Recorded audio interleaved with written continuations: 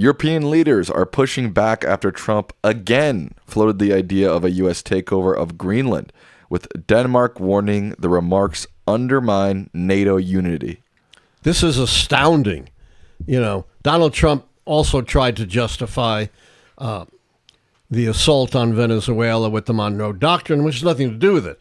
The Monroe Doctrine was designed to keep European powers out of the hemisphere. This was an attack on a hemispheric nation. And whether or not you think Maduro was fairly elected or not is another issue, not one for the United States to unilaterally decide anyway. But here's the thing. Trump has now somehow expanded the Monroe Doctrine. What did he call it? The Monroe Doctrine or something absurd like that. Basically to say we can do anything we want in Latin America.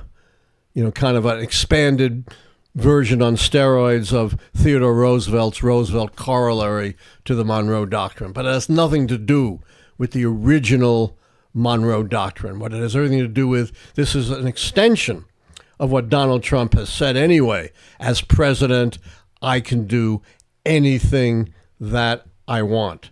There are no constraints on me. And this, talk about trying to even militarily take over Greenland, takes this aggression to yet another level. Greenland is not in the Western Hemisphere, right? Well, not exactly. It's not part of Latin America anyway. And Trump's Dondero Doctrine wouldn't apply here. And then you look at the guy behind all this. It's as much Stephen Miller as it is Donald Trump. And he was interviewed and basically said the United States had as much claim to Greenland as Denmark did. What's the basis for an American claim to Greenland? I have no idea. None. The relationship between Denmark and Greenland goes back centuries. It became a Danish colony in the 18th century, many hundred years ago.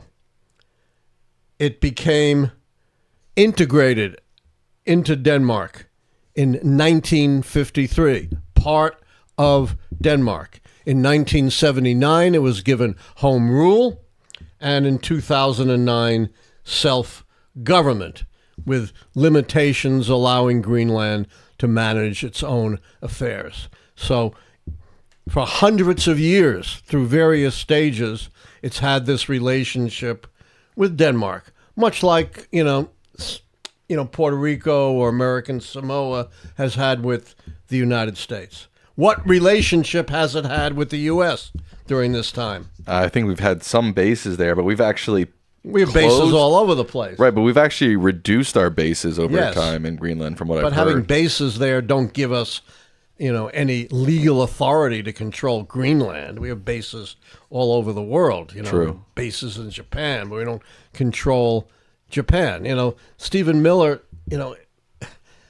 it's so absurd that it almost seems silly to have to refute it. It's we are talking about, being caught in a Salvatore Dali, surreal painting. That's what's really going on with this administration. What do you think tangibly they're going to do? It seems unlikely that they're going to, do anything militarily. Are we just going to walk in and plant a U.S. flag? I mean, the Greenland thing seems sort of very abstract and less concrete than Venezuela, for example.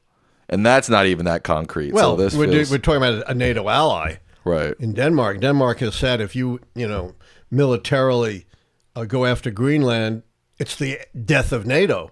Because under, the NATO charter, attack on one nation is an attack on all, and they're all supposed to come to its defense. So does that mean all other nations would have to come to the defense of Denmark against the United States? Yes. It's so crazy. Right, it's a mess. It is so crazy. And the other thing that, some of the experts on this part of the world have pointed out, Greenland would give anything the United States wants. You want more bases?